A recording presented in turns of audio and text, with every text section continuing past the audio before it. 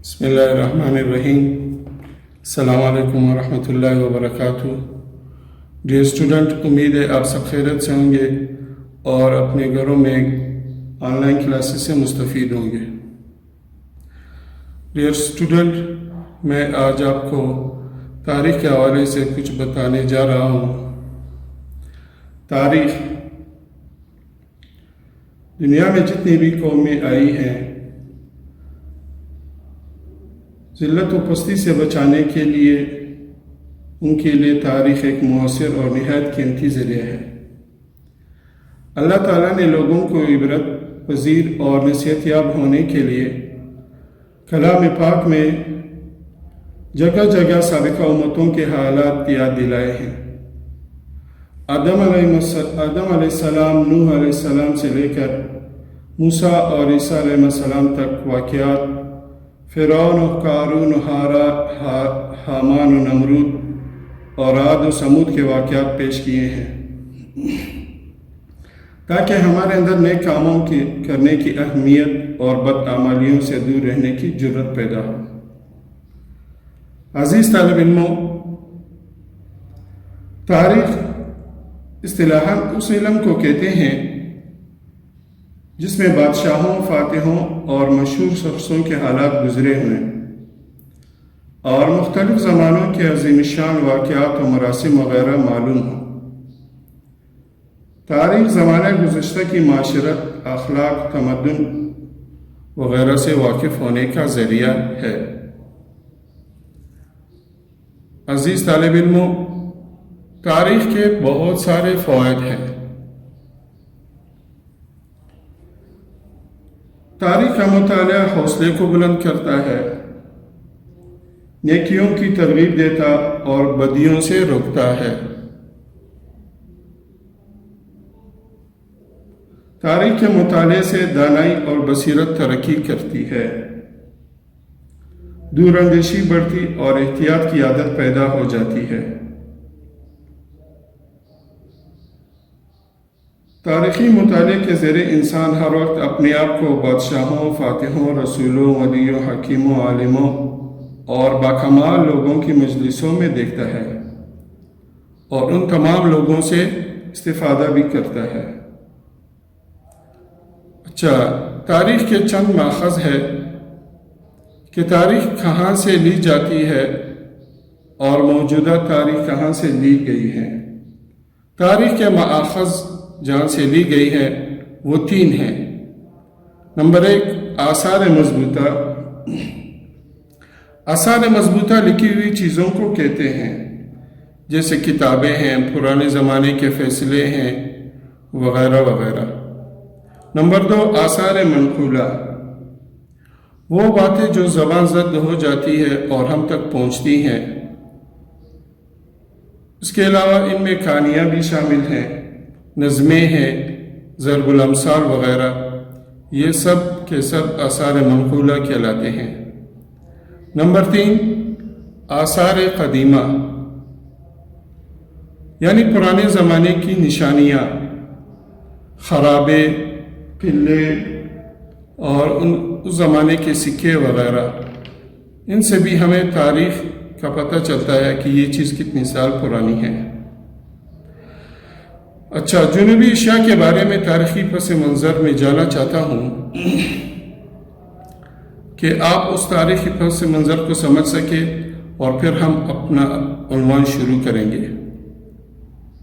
جنوبی ایشیا میں مسلمانوں کی آمد، کہ جنوبی ایشیا میں مسلمان کب آئے، کہاں سے آئے۔ ولید بن عبد الملک کی دور خلافت میں حجاج بن یوسف نے خلیفہ کی اجازت سے محمد بن قاسم کو دیبل فتح کرنے کے لیے سندھ بھیجا۔ وہ مکران سے ہوتے ہوئے سندھ میں داخل ہوئے اور بالآخر 712 میں محمد بن قاسم نے دیبل کو فتح کیا اور یہاں سے اسلام پھیلنے لگا۔ اس لیے سندھ کو باب الاسلام یعنی اسلام کا دروازہ بھی کہا جاتا ہے۔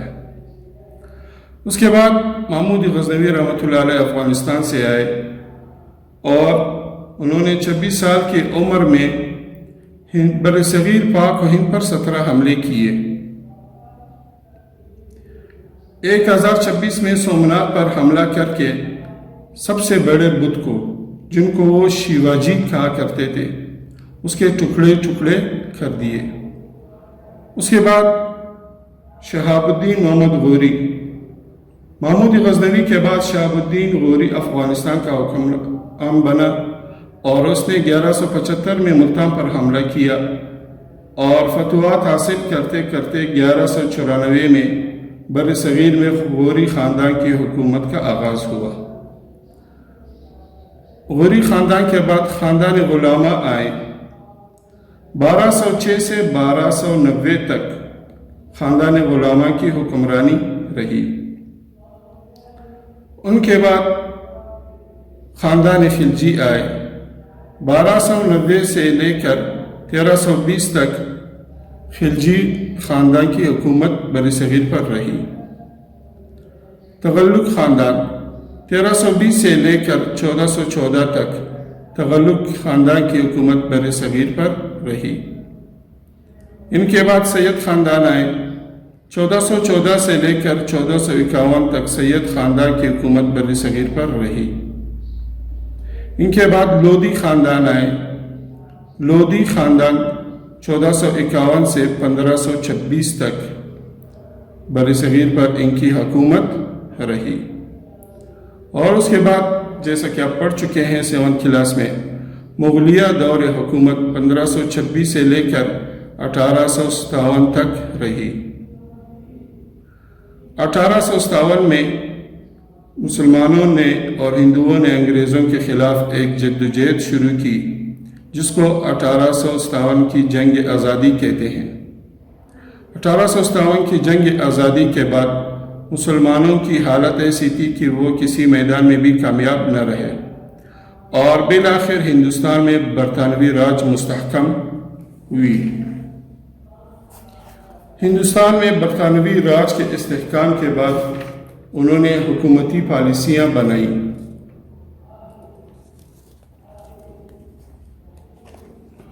جیسے کہ آپ دیکھ رہے ہیں، جنگ آزادی اور اقتدار کی منتقلی۔ ہندوستان میں 1857 کی جنگ آزادی کے بعد ایسٹ انڈیا کمپنی کی حکومت کو ختم کر دیا گیا۔ اب برطانوی حکومت نے ہندوستان کے تمام معاملات کی ذمہ داری اپنے ہاتھوں میں لے لی۔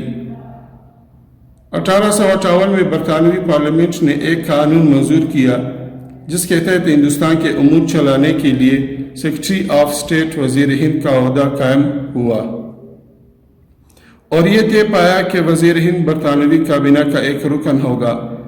اس کی مدد کے لیے 15 ارکان پر مشتمل ایک کونسل ہوگی جس میں اکثر وہ لوگ ہوں گے جنہوں نے کم از کم 10 سال ہندوستان میں سرکاری خدمات انجام دی ہوں یا جو ہندوستان میں رہے ہوں۔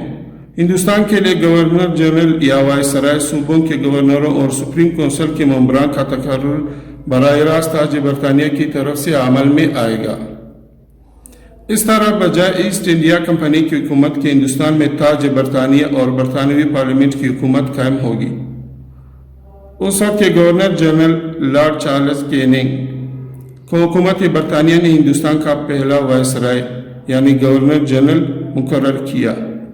ملکہ وکٹوریہ کے شاہی حکم نامے کا اعلان 1 نومبر 1858 کو الہ آباد میں ہونے والے دربار میں کیا گیا۔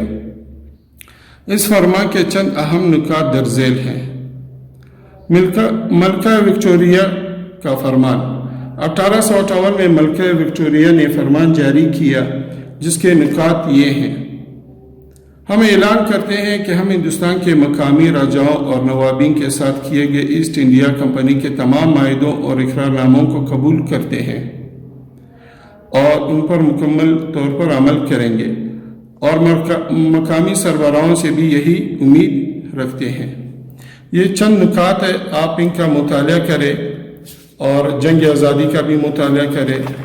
اس کے علاوہ تاج برطانیہ کے تحت جو حکومتی ڈھانچہ بنا تھا اس کا بھی آپ مطالعہ کریں۔ وہ حکومتی ڈھانچہ بطور خاکہ بھی یہاں پیش کیا گیا ہے، اس کا بھی آپ مطالعہ کریں۔ اور تعلیمی پالیسی کے بارے میں بھی انہوں نے جو کام کیا آپ اس کا مطالعہ کریں گے۔ اس کے علاوہ لاڈ میں کالے کی یادداشت برائے تعلیم، اس کا بھی آپ اپنے گھر پر مطالعہ کریں گے، اور لاڈ میں کالے کے تعلیمی پالیسی کے جو نتائج اور اثرات مرتب ہوئے ان کا بھی آپ مطالعہ کریں گے۔ انشاءاللہ کل ہم اس کے بارے میں تفصیل سے پڑھیں گے۔